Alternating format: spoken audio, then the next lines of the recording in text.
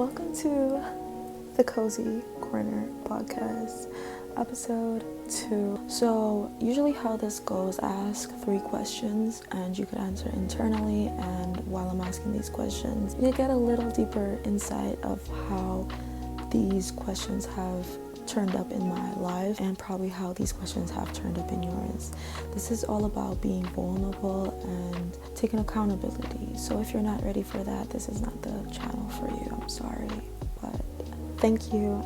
Next. So this topic is going to be about maturity, and the question here that I'm thinking for the big loop is, are you mature as you say you are? I am in my early 20s. I am turning 23 next year. I still feel like I'm 18, just graduated, but time catches up on you. And I realized 22, I have grown so much in the last fall that I ever did in any of my other years. I say that is because life throws a lot of shit at me, and then I'm like, damn, bitch.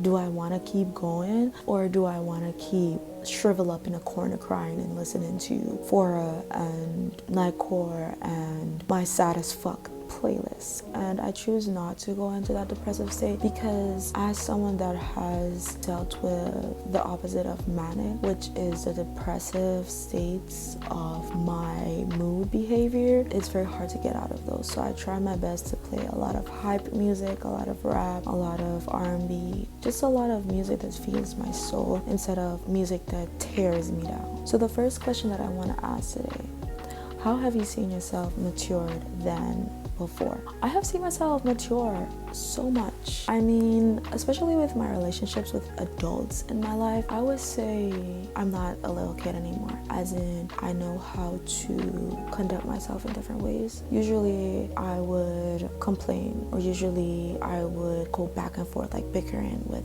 adults in my life, like my mother or other people that are older than me, but I think they don't know better. And it's easy to think that we know best as young adults, especially teenagers. But I believe the reason that we feel like we have to put up a guard is because when we believe that our guards could be down, where we were shot by arrows because of the people that we cared about, taking our vulnerability, just weakness. Usually as a younger person, I would bicker back and forth. I had to make my point, and sometimes I just let the other person think that they're winning the argument because I don't want to argue. I don't have time for arguing anymore, because I just feel like if you're not listening to what I'm saying and I'm not listening to what you're saying, there's no point. So that is a big maturity for me, because my mom would always say, I am my debate, and what that means is just I like to debate. I could be a lawyer. Number 2, I'm trying to like throw these off of my head. Maturity. What is one thing that you would advise your younger self about becoming mature in the future? One thing that I would say is walk away. And when I say walk away, I always had this feeling, I always had this thing that I would be like I disassociate. I even have, not gonna lie, I have lucid dreams. And that's scary, It's just, I have learned to walk away mentally from situations, check out, because the longer I stay trying to argue or trying to make a point to someone who doesn't want to see my point at all, is the longer I am drained mentally. So sometimes you just have to mentally check out, just walk away. At least that's what I've done. And that's easier said than done. It took me 22 years later to walk away from people that are just arrogant or obnoxious or just alright rude or think they know better, or mentally check out of situations where I feel like shit, like I can't do anything about it, but me stressing about it is just gonna get me into a mental hospital. I am learning to check out, and this is what I call the effect of walking away. And this walk away effect is the effect where you can't physically walk away. Think about you being at a job and you're dealing with a customer. If you're working in customer service, you can't physically walk away from the clientele, because then you could lose your job, you could get in trouble. But you could mentally walk away and go with what you know, go with what the customer wants to hear. Sometimes you have to live life like that. Not because you're weak, it's just because sometimes you have to feed into the ego of others, because that is the fastest way to get out of a conversation. Not gassing someone up, saying, okay, yeah, I understand you, and just like letting that end, because you're wasting your time, your mental state, your social battery on someone who's not even gonna get your point. And that's big for me. If you know me personally, I don't walk away.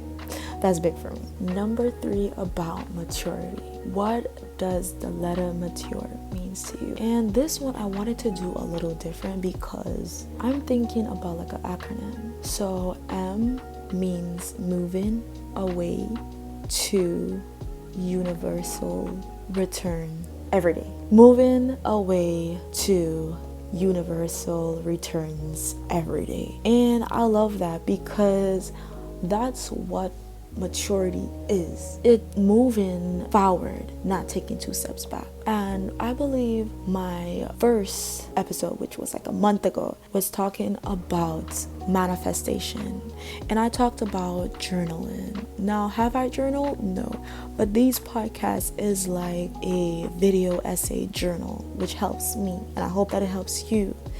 And moving away or moving from the past, this could be physically, probably just taking everything and moving to a different community, a city, because you need to start over. Moving away from your past, as in deleting the photos that you've had in your memories for 2 years, and it just hurts you every time that they come up in your featured videos.